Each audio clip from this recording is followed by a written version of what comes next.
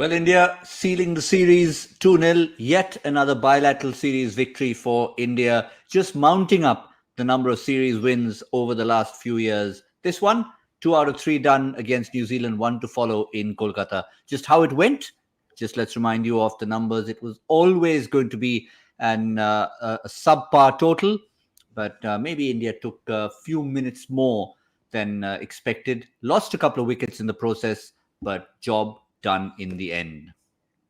Well, here we are on Cricbuzz Live to look back at the second, look ahead to the third match, whether it is a build-up to the T20 World Cup or just another series victory. That's another discussion we'll have.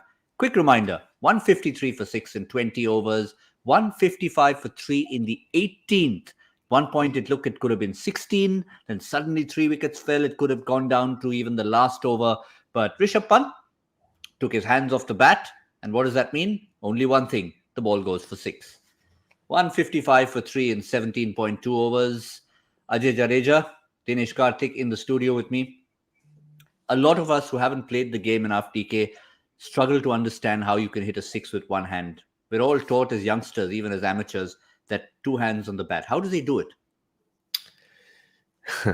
So basically, when it's got to do with power hitting. When you step out and when you take the back lift, this is how the bat goes. And then at the point of impact for extension, he extends his arm so much that he, lets the bat go and he loses control at the right end of it. But by then the ball has come and hit the bat and has traveled already.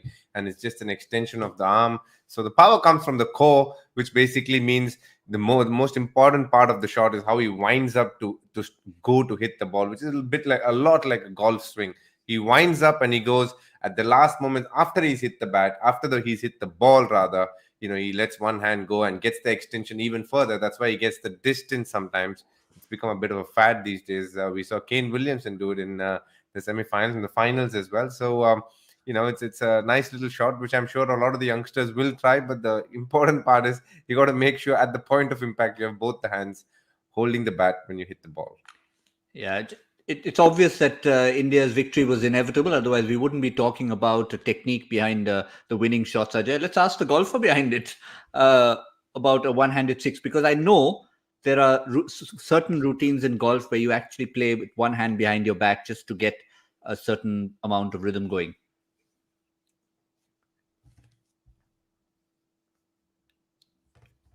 Ajay, you're on mute. Yeah.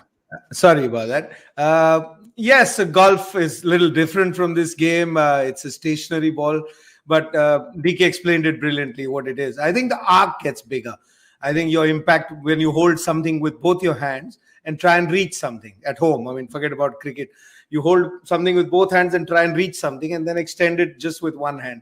So it just extends your arc a little more. But kids don't try it at home at this age. First, try and hit it with it, both the hands and hold both the hands on that bat. When you can start hitting it with that, complete your arc, and then when you're extending it, maybe do it someday. But I guess kids would be asleep at this time, won't they? Anyway, it's okay. You never know these days. I'm sure DK's kids would be, for sure. They're at that age, but there may be a few in between 12 and 18 who are at that stage who will be eager to learn some stuff. But also a learning process for Team India. They didn't really, DK, have to do anything berserk. They weren't necessarily there to entertain first. Entertainment comes as a byproduct, but they got the job done. Yep, I think the word here is clinical, very, very India-ish in a bilateral, just going ahead with things in a very smooth, calm manner. It's a bit like a Lexus car on a highway. It's very smooth, very easy to play, very easy to watch, and it makes things look very nice. Very calm. It was good to see Venkatesh Iyer getting a hit. Good on Rahul Dravid to promote him up the order. And now to answer your question in the com box, I do think if the wicket had fallen earlier, he must have come in, I guess, which is nice to watch. And obviously Rishabh Pant showing his skills at the end. A very straightforward finish to India, but some good batting up front by Rohit and Rahul. Let's not forget the quality of knocks both of them played. Solid. Ajay, it's something you mentioned at the start of the game.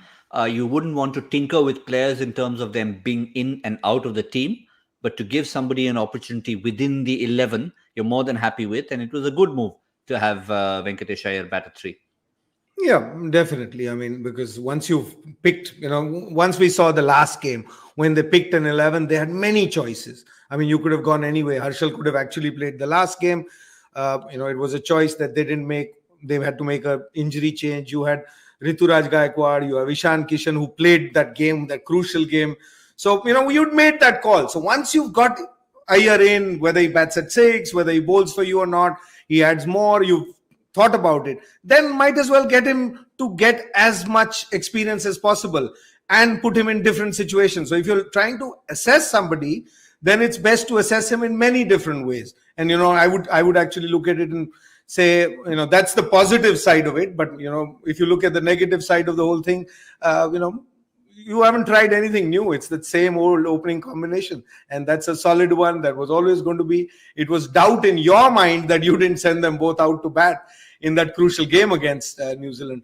So if that doubt is still there, and if it's cleared by these two games, then I think we are, playing with, we're playing blind. We're saying, oh, everybody else didn't think. So now that they've scored runs, Rohit and Rahul, now they look solid. I think they were solid to me earlier, and for most people who watch cricket over the years would say that these are your two most solid players. But it's the mind on that day at ICC. What are you going to do? So if you were going to try out for those things, 2 down, 19 to go. Fair point. Fair point. We keep reminding you the magical number of 21, which we said at the start of the series, the number of T20 internationals India have before that 2022 T20 World Cup, more than any other country. But yes, I think, DK, once you've seen them against Scotland, against Namibia, today against New Zealand again, people will be saying, if only. But you don't have to go back. We just have to look forward and say, this is it. This is the combination that's doing the job for us. In my mind, there is no doubt. What they need to find out is if one of them has an injury during the World Cup, then who's going to be the third opener? That's it. I don't think we need more than 3 openers in a squad. All they need to look at who is going to be a third opener. Are you going to go to a left-hander, which could be Ishan Kishan or Shikhar Dhawan, or go to another right-hander, or whoever is batting best, which could be Rituraj Gaikwad, you have Venkatesh Iyer.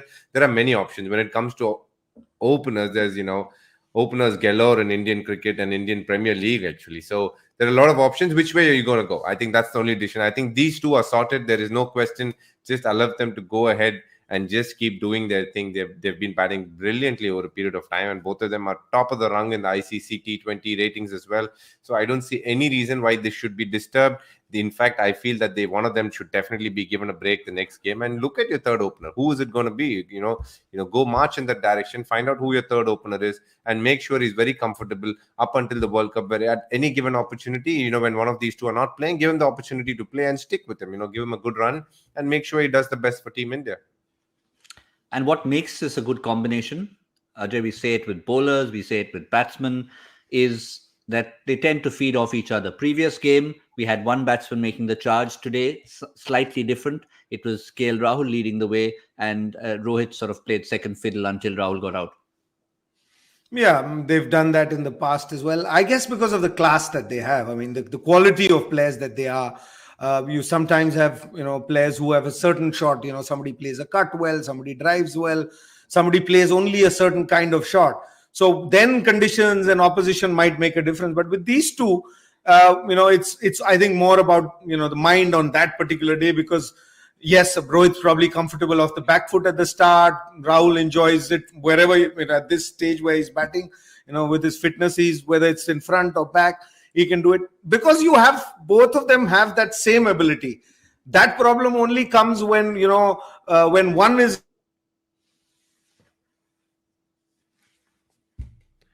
Yep, I think, just following on from what Ajay Bhai is saying, I do feel that, they're very different batters. I think Rohit is terrific against fast bowling, whereas KL Rahul is outstanding against spin bowling. It's not that he's any lesser the against rest of the fast 2022 balls. balls Complement really well. Then the problem starts. The advantage with these two is that both of them, are players that they can play in whatever fashion then they want, whatever is the demand of the game, and they have that kind of skill. So we are blessed to have these two, and that's a blessing that Indian cricket has at this moment.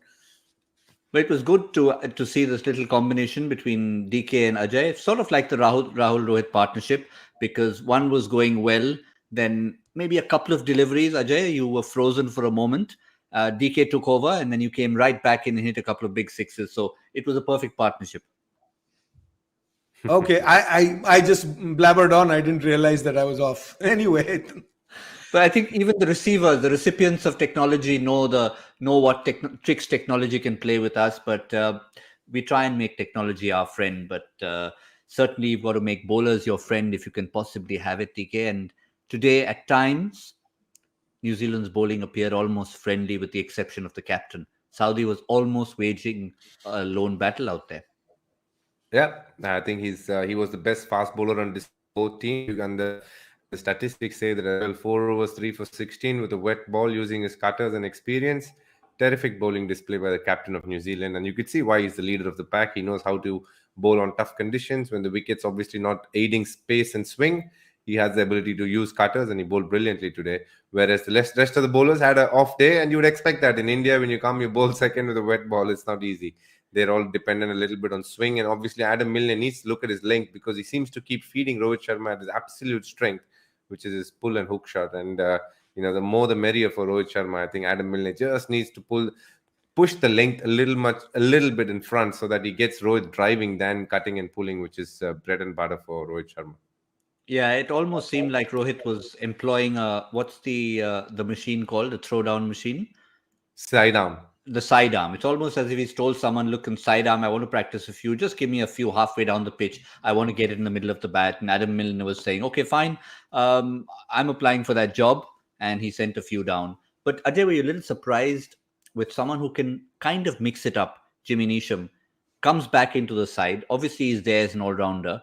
And he was only brought on for the last 2 deliveries of the game. He finishes with a strike rate of 360. I mean, yeah, the numbers look at it and say, 360. But game was over long before that. And, they tried coming back with their regular bowlers, balls getting wet. So, that's probably the only reason Sodi's not bowled his entire spell. So you just brought him on. As a captain or as any team, I think, if you pick 6th bowler and 7th bowlers there, but they're always backup. So unless something's horribly going wrong for the first 2-3 guys or somebody gets injured, you'd want to, go back to them every time you have a chance. So they were in the game, I mean, in a way that they didn't pick up wickets, but within that run rate, 7th over, 8th over, 9th over was probably the last that they were in the game. And once Rohit Sharma was dropped in that over, I think, and you got 2 sixes, and that became a big over. From there on, it was just a matter of, time or what you want to get out of this game. This game was gone from them. They were 1 below par. So, 6th bowler, yes, I understand. But at 18, 19, 20 with 10 to 15 runs to go, you're just taking a chance. You're hoping something goes wrong. What happened in that last game is not going to happen every time. Sure. But I think, DK, what I was really trying to get at was maybe not now. Obviously, it was too late for Neesham to look at and evaluate his figures. But at a time when, say, Milne was not quite delivering what you were expecting, could he have looked at Neesham, who maybe is a like-for-like bowler for this kind of a surface? Could possibly be.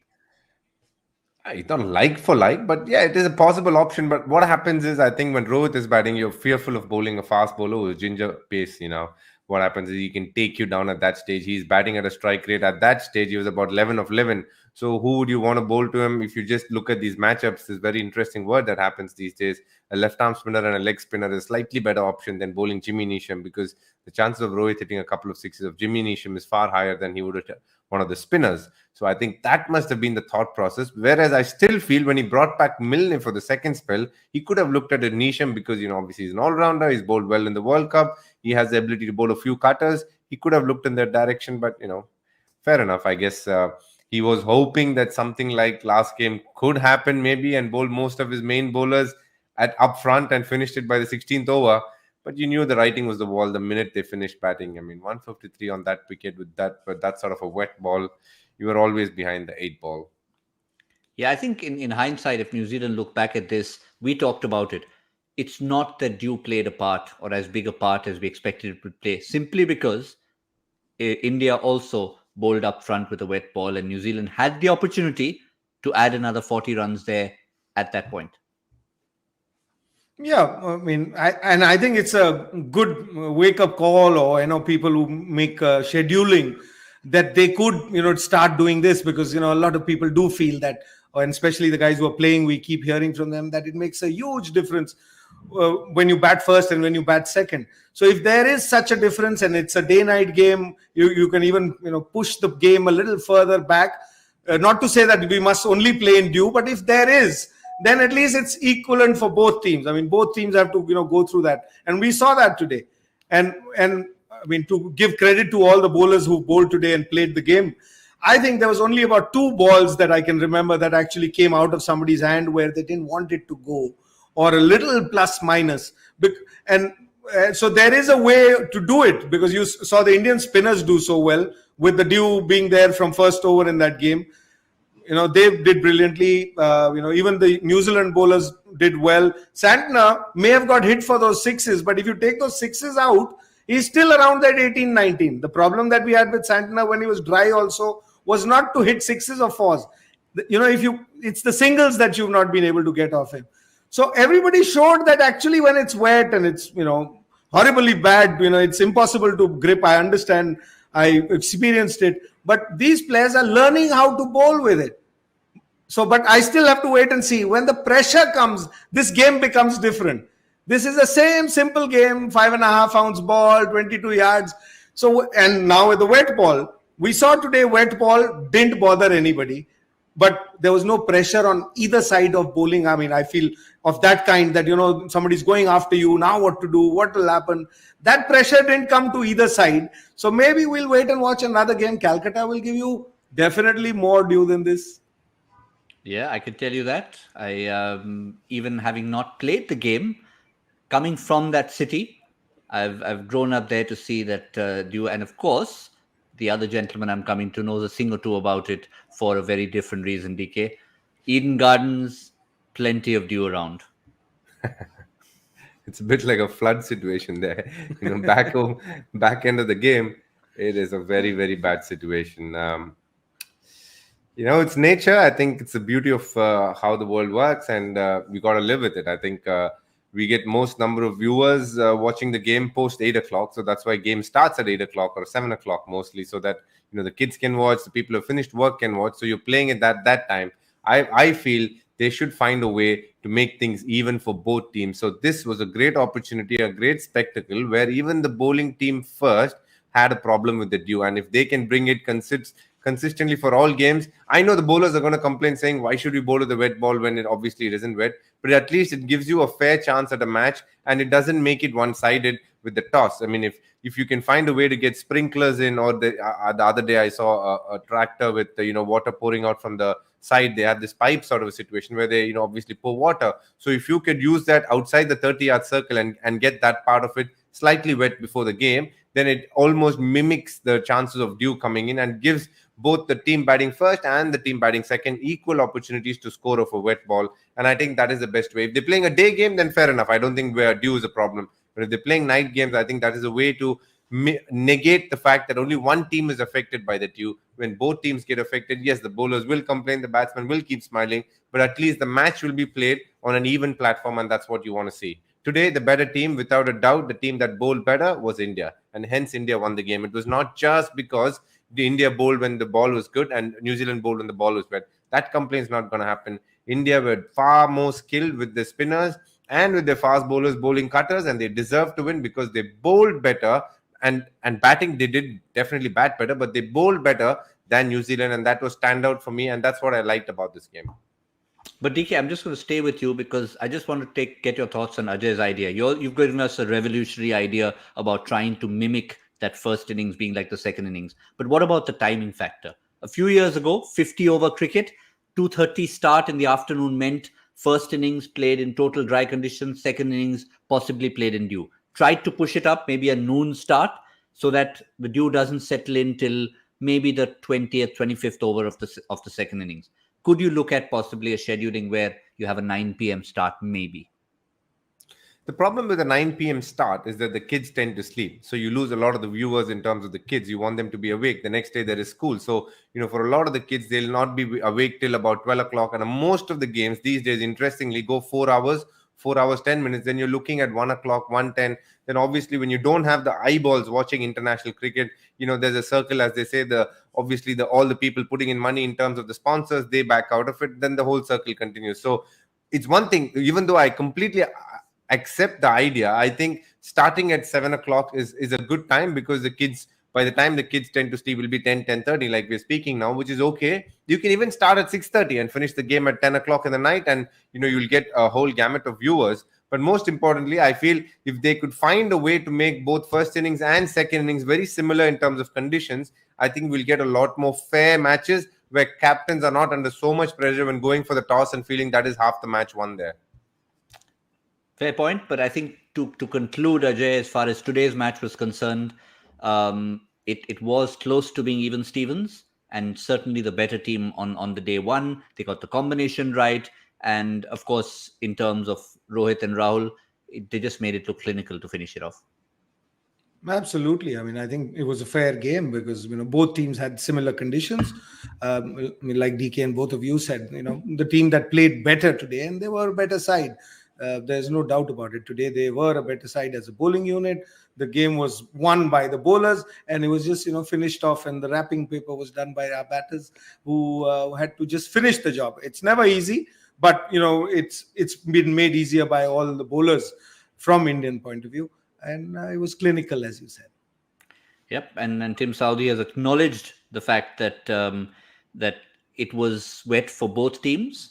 And credit to India, they played better cricket and didn't give us a chance with the bat as well. It was only slightly more in the second innings. So I think it was very fair of Tim Southee to admit that the difference between the dew in both innings was not much. We knew it would be a factor. India were too good on the day. We will go to a new venue, a quick turnaround, and assess when we get to Kolkata, DK. So obviously, I think nowadays, of course, you might be more familiar with the venue than others, but people travel enough internationally. They've all played there, and Tim Southee certainly has.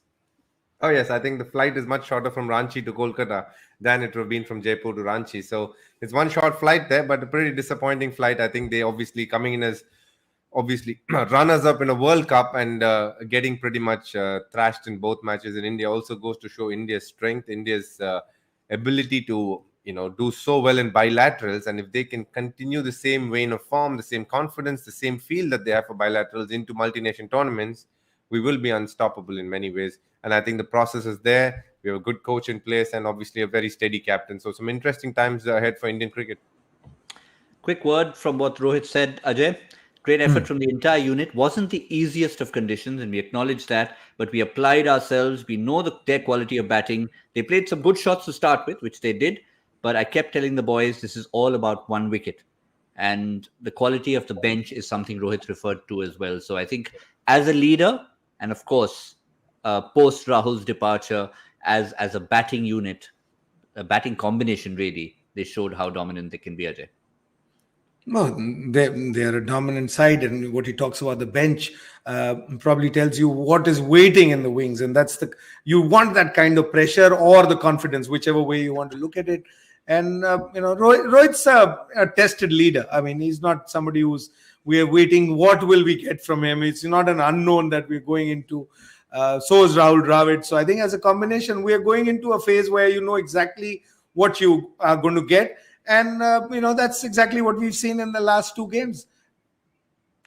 And of course, to finish with DK, we've mentioned him before.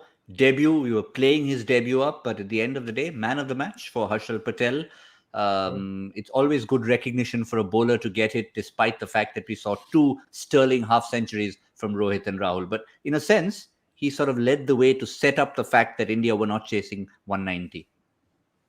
Definitely. I think of the 4 overs he bowled, I think 3 were bang on. The first 2 and the last one. In between the third over, he got a couple of wickets, but he went for some runs. But still, the way he was able to hold pressure and react well to it, I feel that is a very, very good job there by Harshal Patel. As I say, people who play domestic cricket over a period of time, toil under the sun, play when there are just 2 dogs watching probably, and put up their skills, and then come and play international cricket and do well. I always have a lot of time for them, and I'm really happy for Harshal Patel. I think he's done the hard yards. He deserves the credit he's getting, and many more such awards, because the way he is bowling, he's at the top of his bowling right now, and you wish that he continues his form into Australia as well. And it's something Rohit acknowledged, Ajay. It's not that he just said, listen, Harshal did well, and of course he's coming off an IPL. Everybody knows that. What Rohit acknowledged was that he's done the hard yards at first class level, and hence he's made it here. Yeah, I mean, he's been doing the hard yards for what, 6, 7, 8, 7 years now in first class cricket. He probably has an advantage on the pitch that he plays at Lali. For a seamer, there's a lot more there, but that wasn't acknowledged for a long time. If it wasn't for the IPL, Gautam, I mean, I don't think people would have, said, oh, let's bring Harshal into this side. And it is what he did in the IPL. It was an eye-opener for a lot of people. And you saw the result today, even on the ground today. In spite of the guys knowing what he does with that slower one, at least that last over that DK talked about, the guys who walked in had no clue. They knew what was coming, but still they had no clue, because the dip that he's getting is something that a lot of people, roll their fingers and try and bowl cutters, but it doesn't dip like this. So, this is like a form, when you see some seamer and you say, oh, look, his seam's not working, or some batsman's flow you don't see. So this is a key to his bowling. I think you take this out, you probably, would look at Harshal Patel and say, should we play him or should we play Siraj? Or should we play him or should we play Bhuvi? Or should we somebody else, except Bumrah is probably the only guy that you won't, look. So that is the key, and that's working brilliantly. How we use it, this couple of times you got to, when you're getting ready for the World Cup, you might even want to just hold on to him, keep him, in the cotton wool that we talk about, pure, sheer, fast bowlers. So how you use him, I would like India to have him as a weapon when they get there, and not, blunt this weapon by the time you get there. I mean, from his point of view, he'd not want that, because he'd want to play. Every player wants to play as much as he can. But if there is resting that you're looking at only the World Cup, then that's a thought that, Indian cricket should keep in mind, because skills eventually get caught up by somebody. The pure cricketing, somebody who seems like, bold, say in case of Saudi's outswing, that will go on for 20 years, 30 years if somebody can keep doing it. But every other skill over the years that I've been watching, especially this format of the game, James Faulkner is a great example. I think, when he was around, Mustafir, when he was, doing it and it was coming out right, it was impossible to play. As you keep playing, it somehow gets easier. And I'm only watching it on TV. I'm not playing, but you can see that happening. So I wish him all the luck, and he's worked really hard. He'll add with your batting. How you use him will define Harshal Patel, because by numbers, because people love numbers in this country, this will probably be his best number, because he'll always be used in the end. He will go for more than 25 runs in every game, but that doesn't mean he hasn't bowled as well as he's bowled today. His role is totally differently defined. So I'm looking forward to how, Captain Rohit Sharma uses him, because if the World Cup is what we are preparing for, then this man is already a tick. But, he should go there not as a blunt weapon, but a weapon that's ready to come out and to be slashing the opposition. Very interesting point of view there. We sometimes tend to only say that about mystery spinners. Don't expose them. Don't let too many people play them until they come out. Well, if Harshal Patel's weapon is slightly off the beaten track, why should we not call him a mystery pacer as well? Why should it only be reserved for spinners? Put him in cotton wool. Use him sparingly. There's a thought to remember. You heard it right here. For now, let's look ahead to the third game. Let's transport all of you to Kolkata, and we can start with the Kolkata man himself. Third T20 international. It may be a dead rubber, but everyone is going to treat this with just as much importance. It's a match to win. And for New Zealand, it's time for a bit of redemption, DK. What do you think they'll look to do differently? For a start, I think Lockie will come back. He would be keen to come back. It's been his home ground for a few years now, playing for KKR, so he'll love to come back and bowl in the conditions. I do think that other than that, I don't see any major changes. It's pretty much the best batting that they've got, and that's the only change they can make. I do think Trent Bolt will play, because I realize that he isn't playing the Test series. He's been given rest from Test series, so he's going to go back. So I think he'd want to play the next game as well. Saudi is their captain, so he'll play. So the only change I do see from New Zealand is one change would be Lockie Ferguson coming in for Adam Milne. I don't see anything else happening in that team.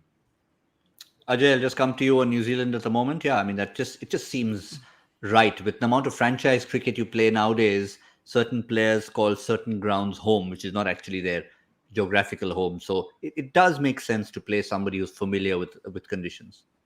Yeah, certainly. I mean, he'd know what to do there. He's done it many times, and that's what experience is. And if you got to learn from the experience of the first two games from the New Zealand point of view, the only thing that they would probably should be thinking of, how do you make sure that Phillips doesn't face Ravichandran Ashwin? Both these games, they were in commanding position. Ravichandran Ashwin, when he comes on to bowl and Phillips is batting, it seems to become another game. So, from their point of view, that's something that they would want to look at. We love that. Matchups and how to negate the matchups. But let's now look ahead to Team India. And is there even a slight possibility? Remember, there's certain test series coming up. We've already had Virat Kohli, who's preparing for the test series, not in this T20 side. DK, any possibility you see of the rotation continuing and hence one of the big names purely being rested with the series done? I'd definitely like to see Ishan Kishan and Rituraj if possible, but I don't see both of them playing. So at least one of them being given a game, and probably KL or Rohit could take a break. Ideally KL, because he's been playing for a long time and Rohit is captaining, so give him as much opportunities as possible to work with the bowlers more than anything else. And I think if Chahal can be given an opportunity, Ashwin has obviously proved his credentials and he's been fabulous. I don't see him losing his place for some time. So give him a break. He's got a test series coming up, but knowing Ashwin, he'd be like, no, I want to play. That's going to be a pretty interesting conversation Rahul Dravid needs to have. And I would love to see Avesh Khan come in place of Bhuvi or Deepak Char and have a look at him. He's again somebody who's done phenomenally well in IPL and, taken his team to greater heights, the Delhi Capitals. He's been bowling consistently well over a period of time. So give him the opportunity when he's bowling well and see what he's got. The more players you have, the better it is. I think a larger pool of fast bowlers to choose from is always a luxury to have. Yeah, and it's not. I mean, when Rohit, you refer to what Rohit said, Ajay, the bench strength. If anyone's in the 15, they're good enough to be in the 11. And with quality teams, that's what happens. So by resting someone, you're not saying, listen, we are putting up a B side or a C side. You're just saying we're swapping players around for various reasons, and you still are at full strength. Yeah, certainly. And, at least with Ishan Kishan, he was part of your World Cup squad and an important game. So he's been in the A side. Rituraj Gaikwad has done exceptionally well.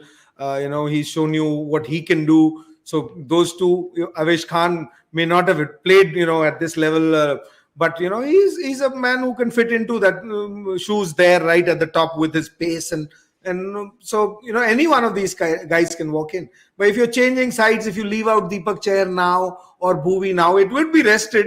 But, what happens is next series is so far later, then these guys get forgotten. So I believe then either leave a lot of them out. I'm with DK, Ishan Kishan, Rituraj Gaikwad. You'd want to see them. Let Rohit just, lead the side, not go to bat because, you're not checking Rohit Sharma or his form or whatever, and he's got runs. So let him bat at 6. Let these young kids go 1, 2, 3, Pant at 4. Let's see if India can play in a different style of play. I was saying modern day players, this next generation, I don't know what to call them, but they seem to play a different brand of cricket altogether. So if there's one solid guy at the back, let's see what you get out, because it's the same bowling attack. You're going to, you won the series. If you're going to go in all in. I mean, I feel that. Imagine Ishan Kishan opening with Rituraj Gaikwad or with Iyer, or 3, one of them, and Rishabh Pant, and Hardik Pandya, whoever, not here.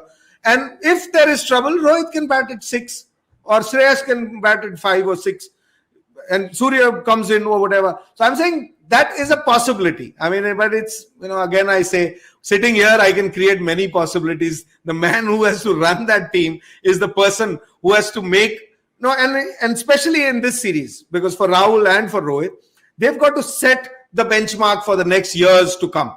I mean, I'm hoping that these guys stay on for longer because, it's no use having a captain or a coach also for a shorter period.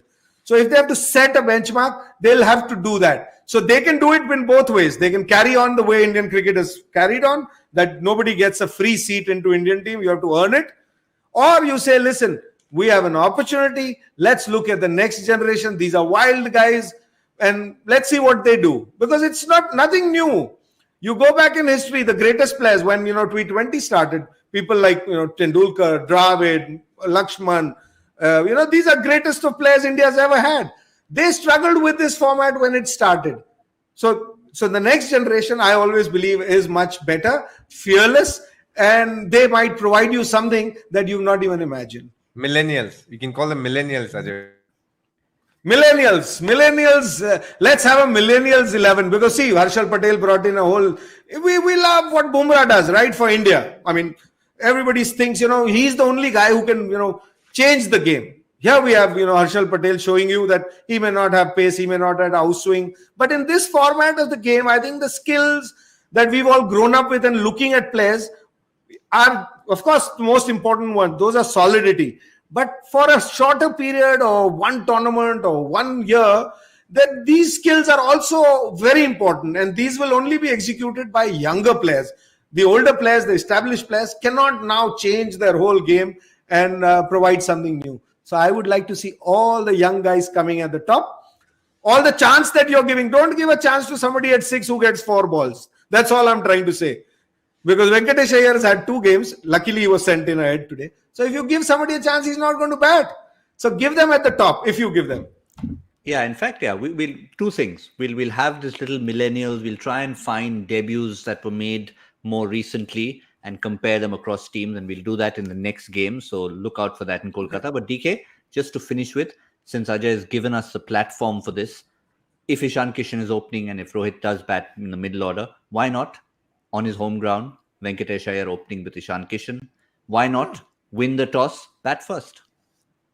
Yep. I don't know if we'll get so many changes where Rohit doesn't open because, I think he's somebody who's comfortable opening. But, as Ajay Bhai said, there is no harm. The only thing you have to be acceptant of the fact that if you lose the match, it's okay. It doesn't make a difference whether you win a bilateral 2-0 or 2-1. As long as you won it, you won it. And, everybody's happy now. You're giving an opportunity and having a look, which is very fair.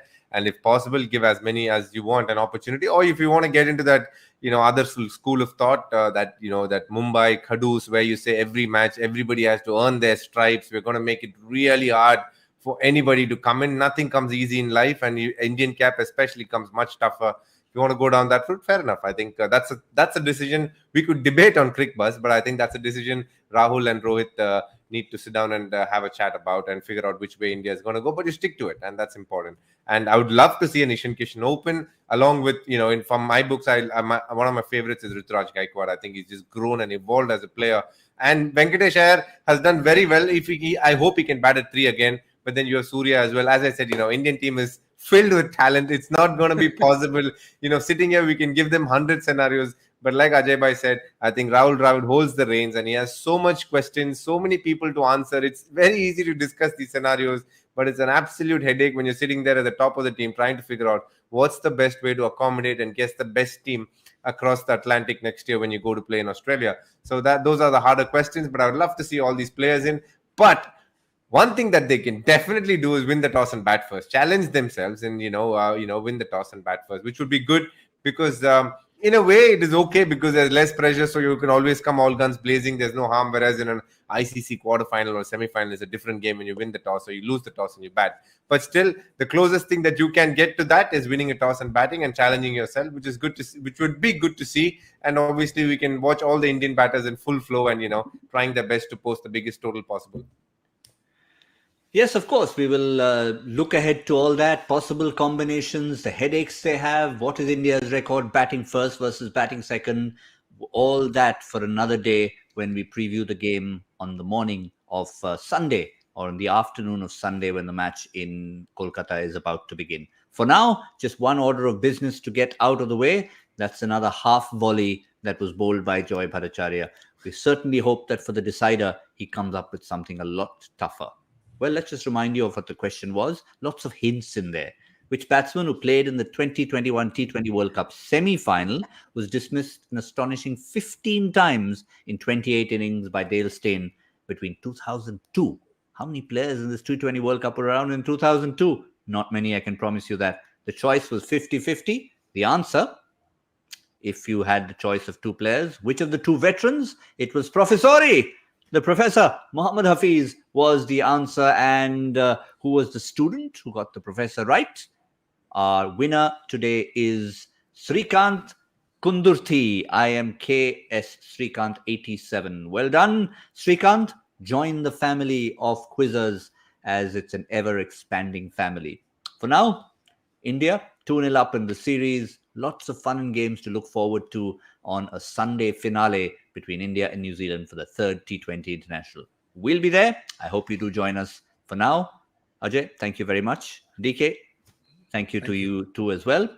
And to all of you for joining us. From Cricbuzz Live, it's good night.